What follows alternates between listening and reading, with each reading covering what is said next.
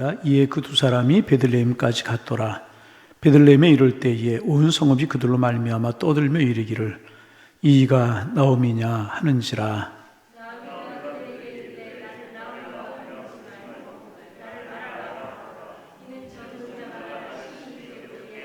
내가 풍족하게 나갔더니 여호와께서 내게 비어 돌아오게 하셨느니라. 여호와께서 나를 징벌하셨고 전능자가 나를 괴롭게 하셨거늘 너희가 어찌 나를 나오미라 부르느냐 하니라.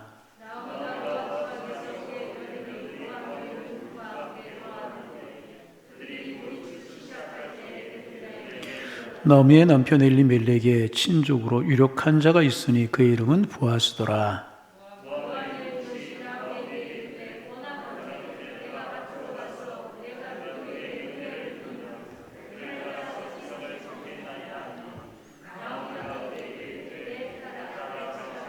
룻이 가서 베는 자를 따라 밭에서 이삭을 줍는데 우연히 엘리멜렉의 친족 보아스에게 속한 밭에 이르렀더라.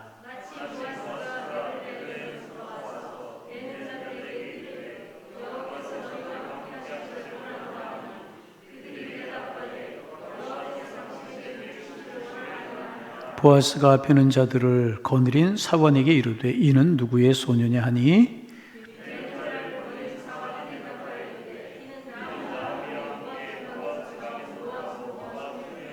함께 보십니다. 그의 말이 나로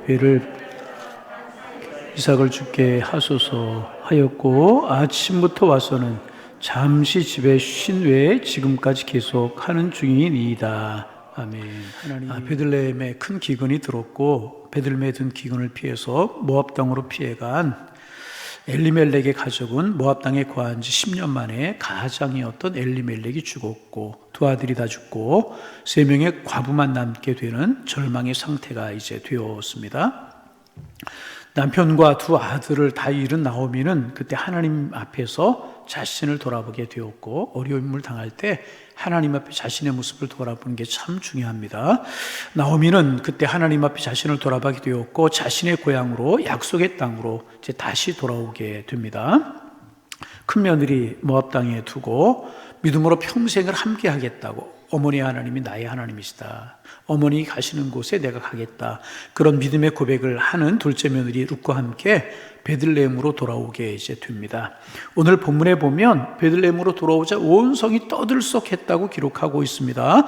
많은 사람들이 나와서 떠들면서 이가 진정으로 10년 전에 이 땅을 떠났던 나오미냐?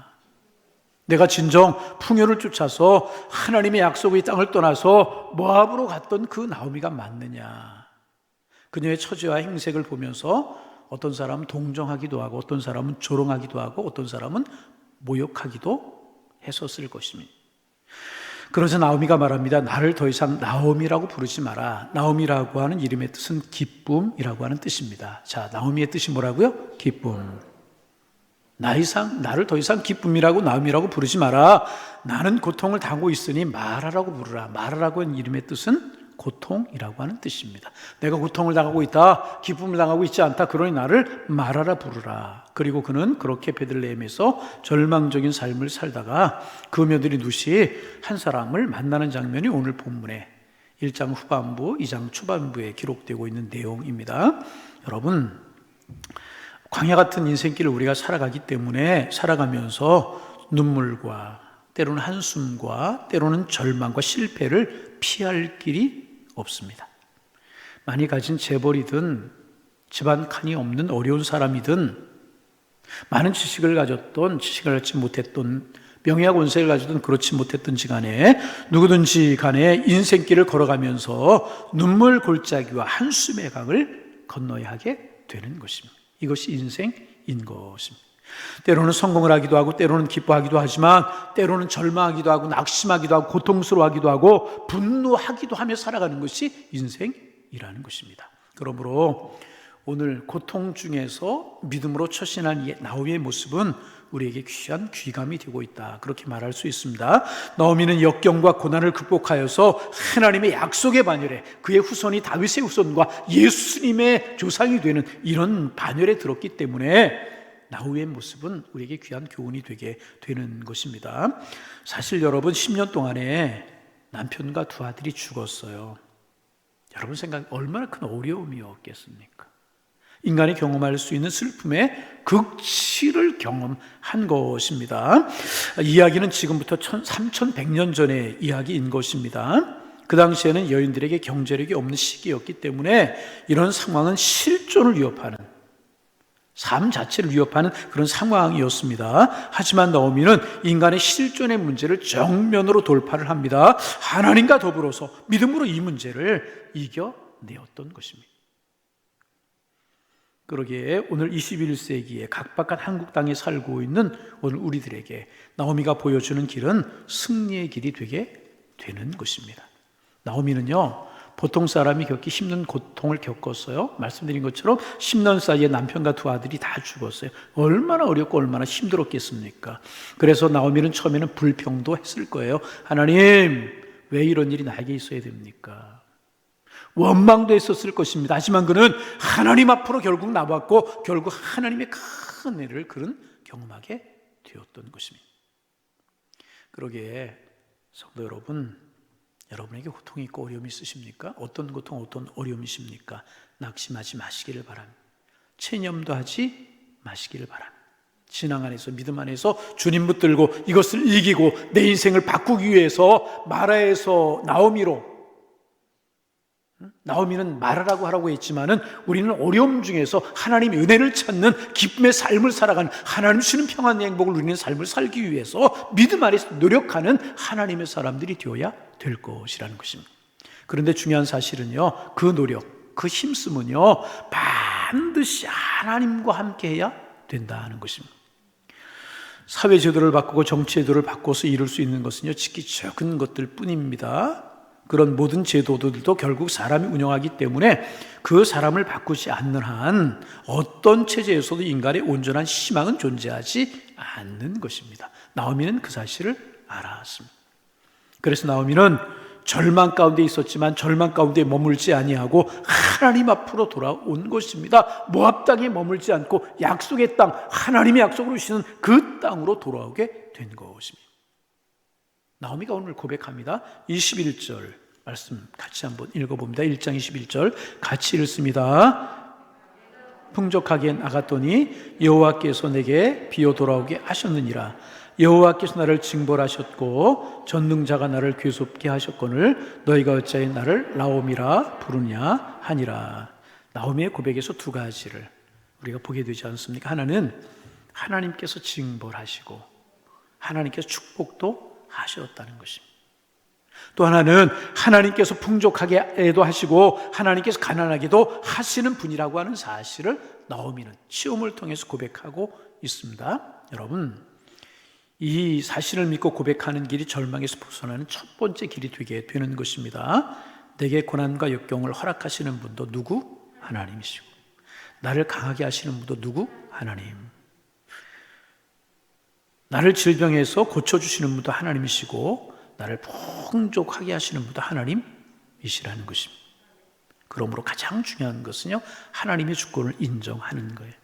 그분의 존재를 인정하는 것입니다.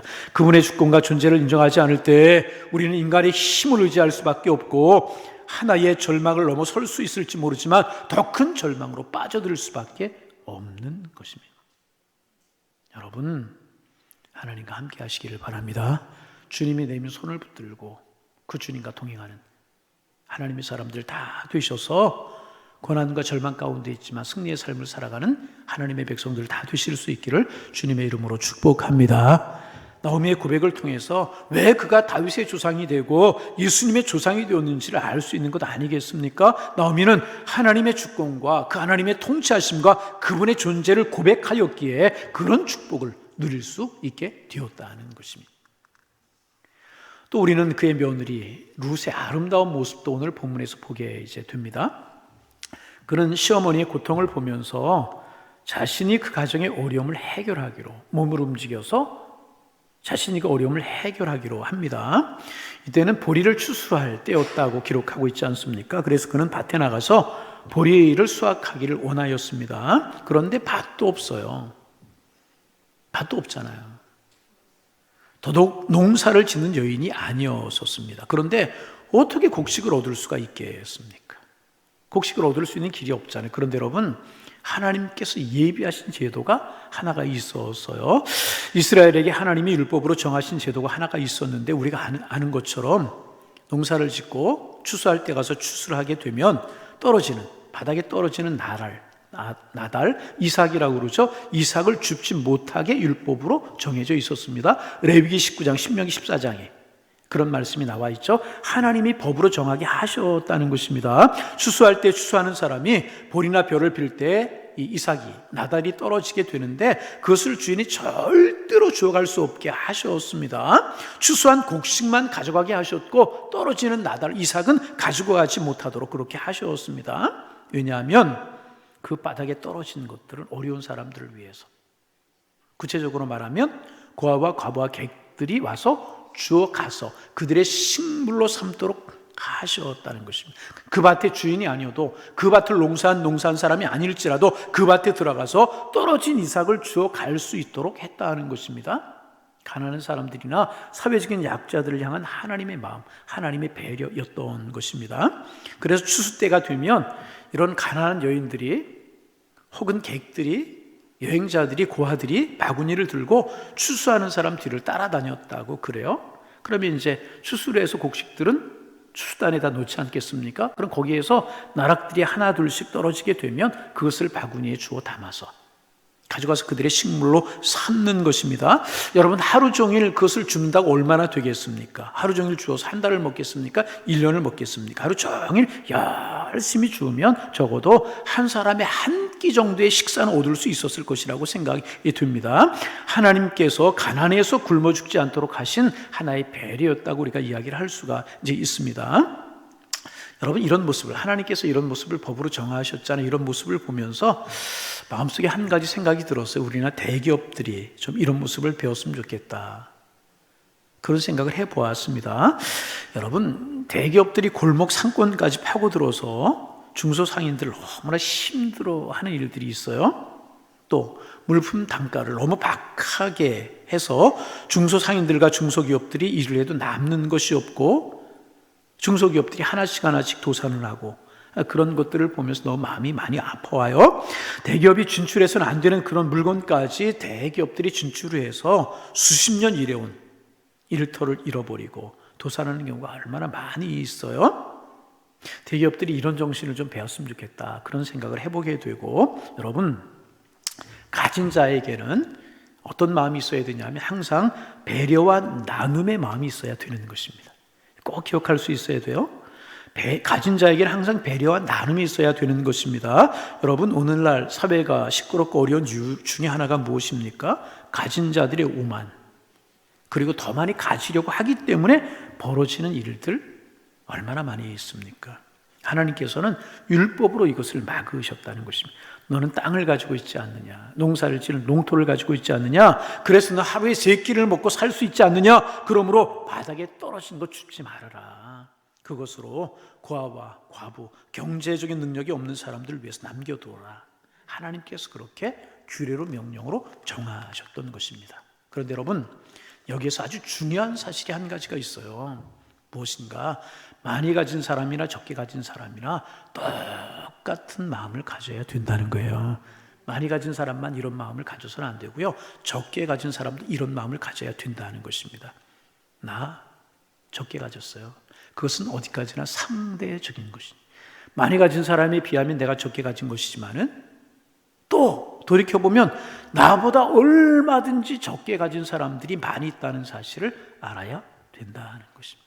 그래서 많게 가진 사람이나 많이 소유한 사람이나 적게 가진 사람이 적게 소유한 사람, 이런 마음은 똑같이 가질 때 하나님의 사랑이 이루어지고 하나님의 공의가 이루어지게 되는 것입니다. 그래서 룻은 하나님이 정하신 이 원리를 따라서 밭에 나가서 보리 이삭을 이제 줍게 됩니다.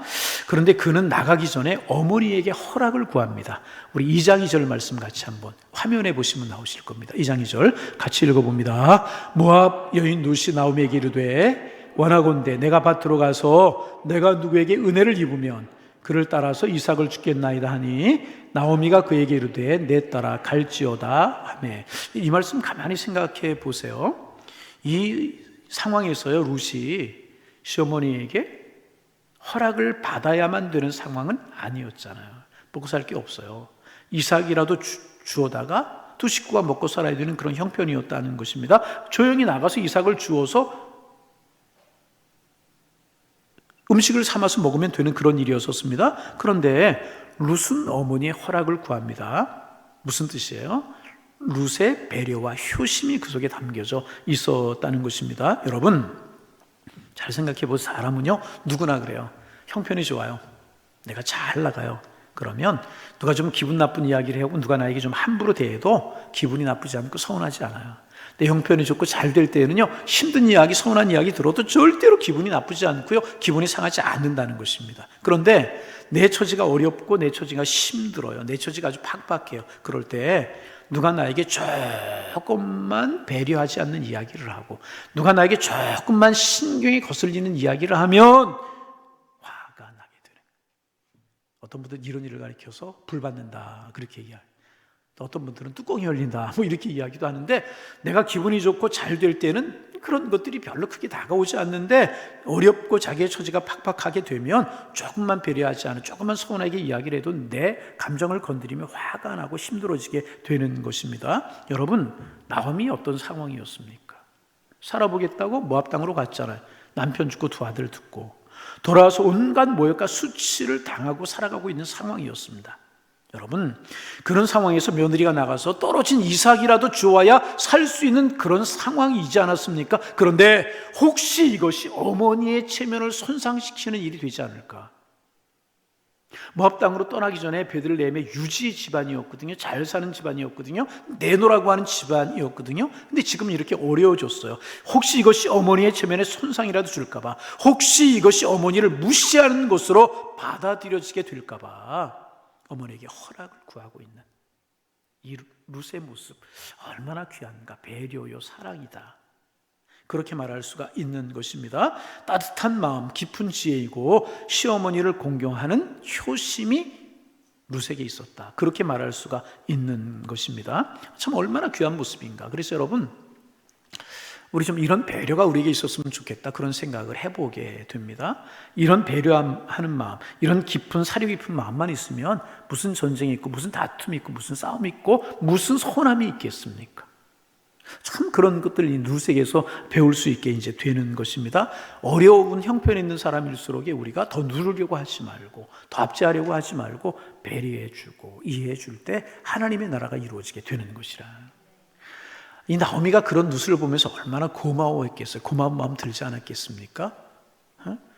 자기의 집으로 가라고 했더니 여기까지 따라왔는데 이렇게 하는구나. 얼마나 그 마음이 고마웠겠습니까? 뿐만 아니라 우리는 룻에게서의 부지런함과 겸손함, 또 하나님을 믿는 믿음도 볼 수 있게 되는 것입니다. 여러분, 이 룻이 자기 고향도 아니지 않습니까? 타향에 와서 거지들이나 하는, 오죽했으면 남의 밭에 가서 떨어진 이삭을 주워다 먹겠습니까? 이런 어려운 사람들이 하는 이삭을 줍는 일, 젊은 여인에게는 틀림없이 수치스러운 일이었을 것이라는, 사람들이 손가락질 했을지도 모르겠어요. 나오미 며느리라고 그러지?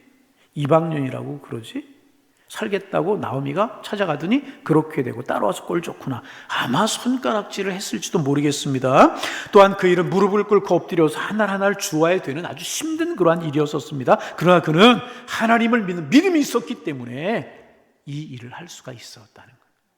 그러기에 그는 시어머니와 더불어 예수님의 조상이 될 수 있는, 다윗 조상이 되고 예수님의 조상이 될 수 있는 축복을 누릴 수 있었다는 것입니다. 여러분, 배려심 있는 사람, 겸손한 사람, 부지런한 사람, 특별히 하나님을 경외하는 사람에게는요, 반드시 하나님께서 복을 허락하실 줄로 믿습니다.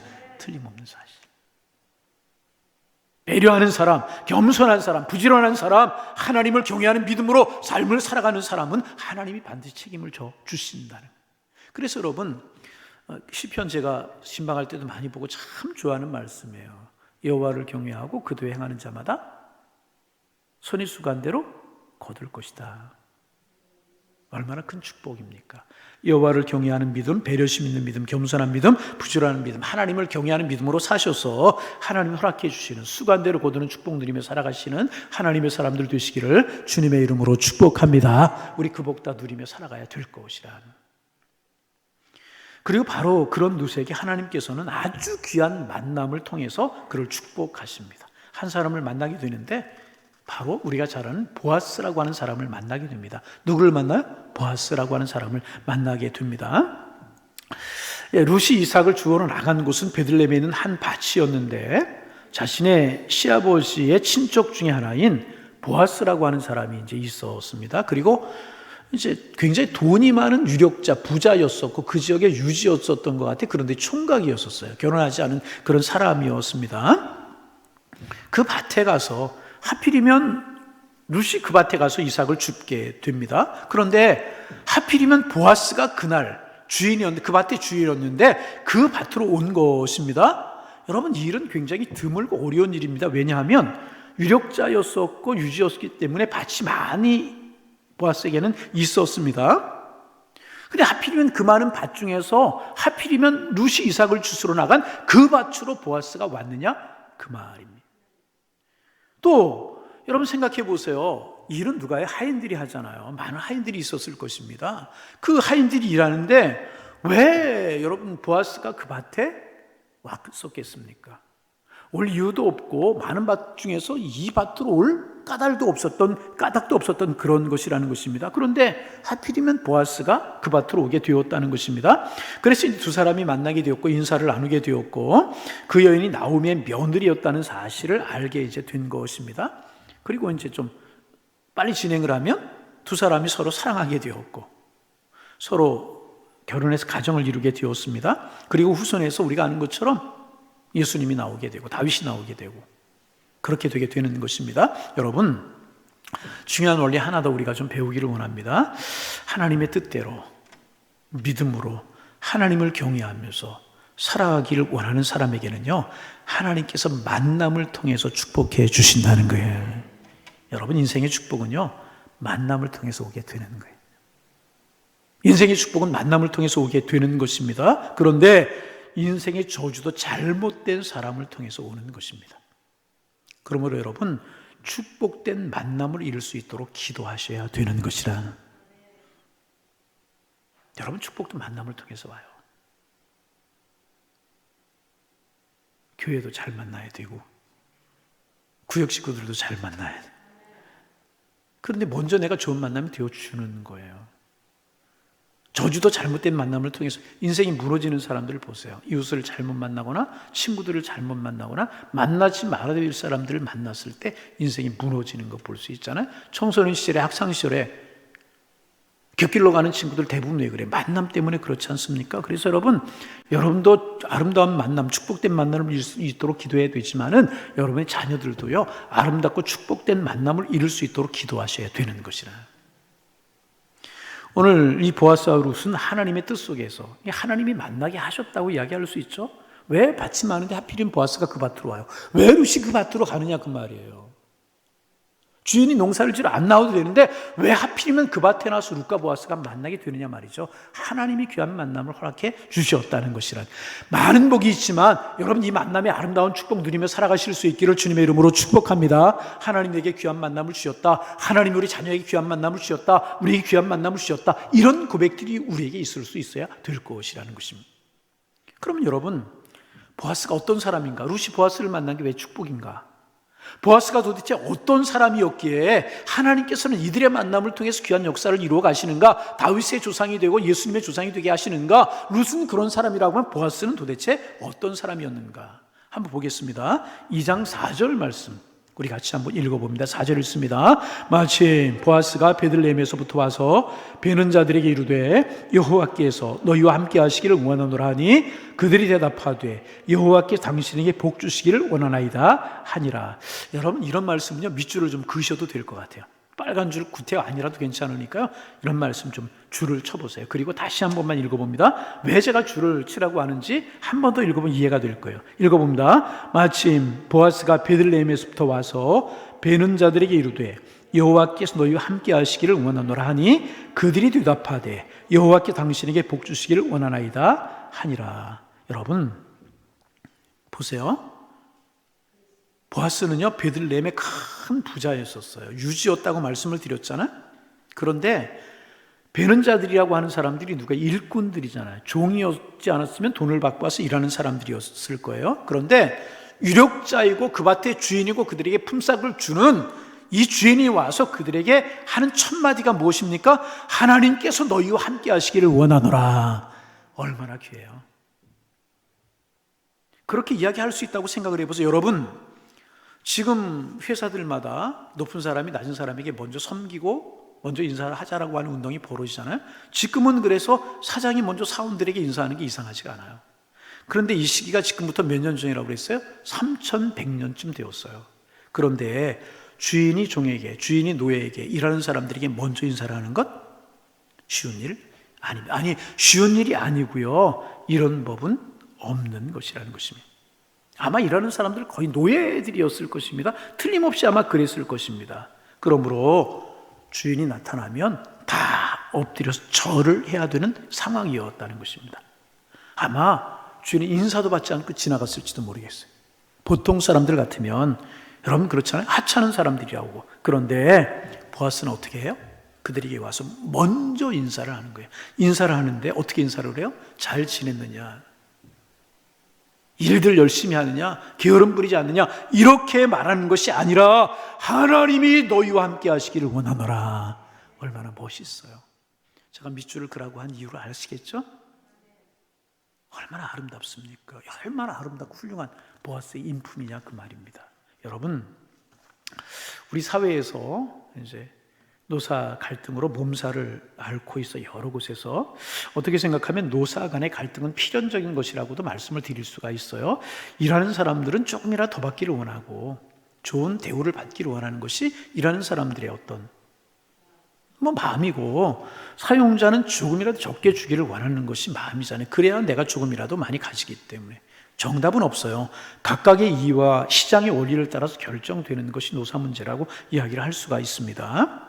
그런데 여러분, 경영자가, 사장이, 회장이 이런 마음으로, 보아스와 같은 마음으로 사원들을 대한다면 갈등이 틀림없이 절반 이상으로 줄어들 것이라고 저는 생각해요.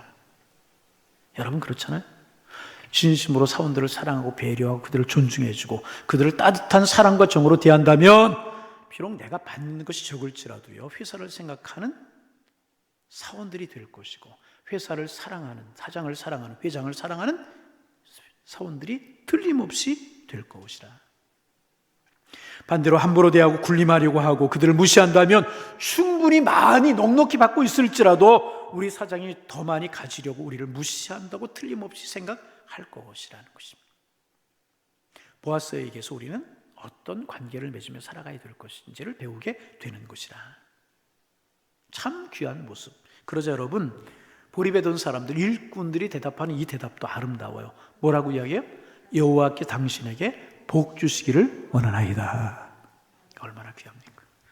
여호와께서 복 주시기를 원한다. 그랬더니 일하던 사람들이 뭐라고 그래요? 여호와께 당신에게도 복을 주시기를 원한다. 가만히 생각해 보세요. 한두 번 이런 일이 있어서 이렇게 됐겠어요? 이게 거의 훈련이 된 것처럼 나오잖아요. 복 주기를, 하나님께서 복 주시기를 원한다. 당신에게도 여호와께서 복을 주시기를 원하신다. 이게 여러분 계속 이런 일이 있지 않았으면 이렇게 금방 답이 나오겠습니까? 아니, 이렇게 이들은 항상 인사를 했다는 거예요. 여호와께서 복 주시기를 원합니다. 한번 따라서 해보실까요? 여호와께서 복 주시기를 원합니다. 이런 때 센스 있는 사람은 옆 사람을 쳐다보고 이야기할 텐데, 그죠? 나는 복 많이 받아요. 여러분 나만 쳐다보고 하지 마. 옆 사람 인사해 보세요. 여호와께서 복 주시기를 원합니다. 우리 만나면 좀 이렇게 인사해도 좋은 것 같아요. 저 수원에 있는 어느 교회, 그 CL이라고 그래가지고 교회가 성장한 그런 교회인데 청년들이 굉장히 많아요. 그래서 제가 좀 셀 좀 배워볼까 하고 하루 가서 좀 이렇게 공부를 해봤던 적이 있는데, 스태프들이 젊은 사람들이 굉장히 많더라고요. 근데 스태프들을 10번 만나면 10번 다 뭐라고 인사하면 빛이 있으라 그렇게 인사해요. 뭐라고요? 빛이 있으라. 어디 나오는 말씀이에요? 창세기 나오는 말씀이잖아요. 빛이 있으라. 누구를 만나도 빛이 있으라, 빛이 있으라 그러더라고요. 우리 교회는 이렇게 인사하면 어떨까? 하나님께서 당신에게 복 주시기를 원합니다. 여러분, 하나님께서 여러분들에게 복 주시기를 원합니다. 그런데 얼마나 이게 이 세상 말로 이야기하면 죽이 잘 맞아요. 박자가 잘 맞아요. 얼마나 복이 되느냐 그 말. 까마귀 화살 째려보지 말고, 엘리베이터 타면 좁아 죽겠는데 왜 탔느냐고 그러지 말고, 여호와께서 당신에게 복 주시기를 원합니다. 권사님을 축복하기를 원합니다. 집사님을 축복하기를 원합니다. 그렇게 인사하시길 바랍니다. 할렐루야. 엘리베이터에 절대로 까마귀 화살 째려보듯이 째려보지 마세요. 까마귀 화살 째려보는 게 뭔지 아세요? 활을 쏘는 공사가 활을 쏴가지고 화살이 자기에게 날라오는 저게 뭔가 째려보지 말고 이렇게 하나님께서 복 주시기를 원합니다. 저를 좀 보세요. 이거 중요한 이야기예요. 저를 좀 보세요. 설교할 때 설교자를 쳐다보는 게 설교되는데 예의고요. 말씀 듣는 자세입니다. 다시 한번 하나님께서 복 주시기를 원합니다. 할렐루야. 얼마나 귀하고 아름답느냐 그 말이죠. 얼마나 최소한 우리가 직장이 사회 가운데 하지는 못할지라도 가정에서 우리 교회에서는 이거 할 수 있잖아요. 그렇죠? 또 엘리베이터에서만 그렇게 하지 말라고 때 계단으로 올라가는 사람들 쳐다보면 다 안 돼. 하나님께서 복 주시기를 원합니다. 우리의 인사가 되기를 소망합니다. 얼마나 서로 축복하고 있는 모습. 가는 말이 오는 말이 나 그렇게 절대로 얘기 안 했어요. 가는 정이 있으니 오는 정이 있는 것이고 가는 말이 고우니 오는 말이 고운 것 아니겠어요? 가는 말이 축복이에요. 축복. 오는 말이 축복이잖아요.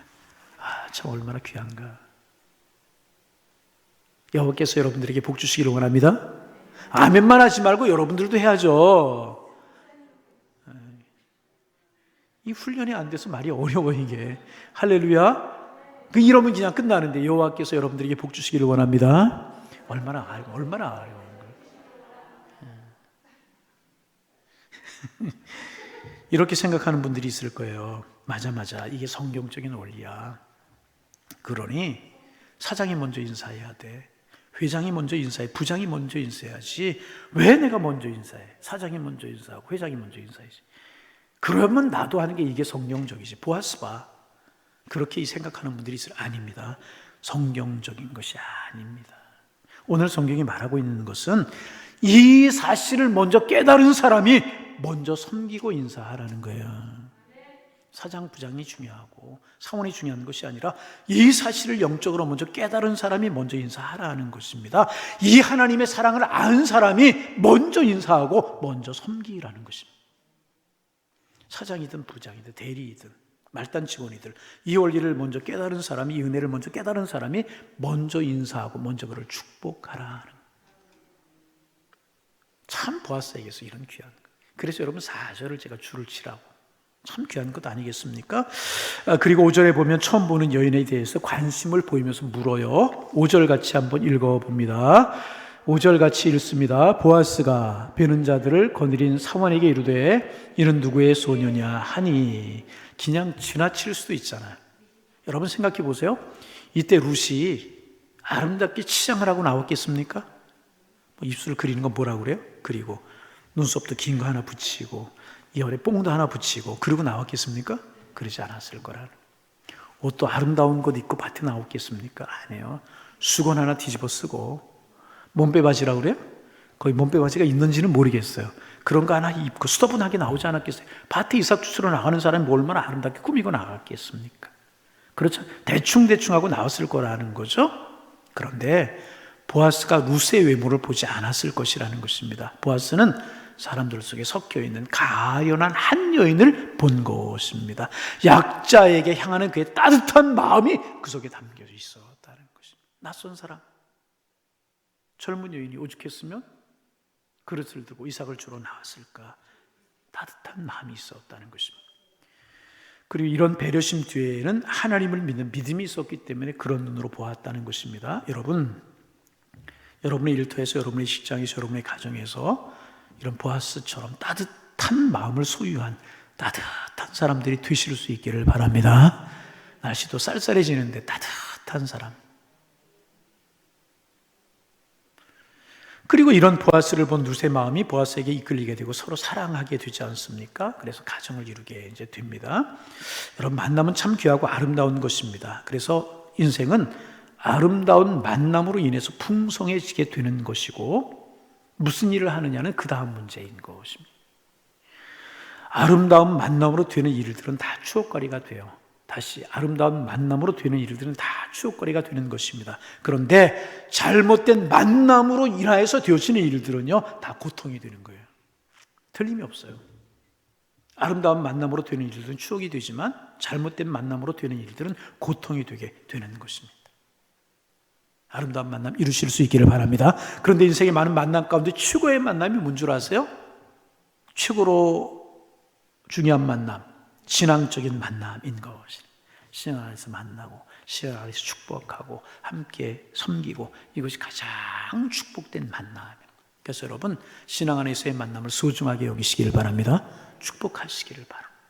그럴 때 우리의 삶이 풍성해지고 아름다워질 수 있게 되는 것입니다. 그래서 보아스와 룻이 베들레헴의 한 들녘에서 처음으로 만났지만 이 만남 역시가 하나님의 섭리였었고 하나님이 축복하셔서 위대한 가문을 이루게 되었던 것입니다. 마찬가지로 여러분의 일터에서나 여러분의 또 가정에서 또 사회생활 속에서 교회에서 또 삶의 자리에서 만나는 모든 사람에게 축복이 넘치는 아름다운 사람이 되어주시기를 바랍니다. 보아스처럼 배려가 있고 사랑이 있는, 룻처럼 믿음으로 신앙으로 살아가는 이런 아름다운 만남이 되셔서 보아스와 룻의 만남이 아름답고 축복된 가문을 이루었던 것처럼 그리스도 안에 축복된 일을, 축복된 삶을, 하나님의 축복의 통로로서의 삶을 살아가는 자녀들이 복되고 가정이 복된 이런 삶을 살아가는 우리 양일의 권속들 다 되실 수 있기를 주님의 이름으로 축원합니다. 축원합니다.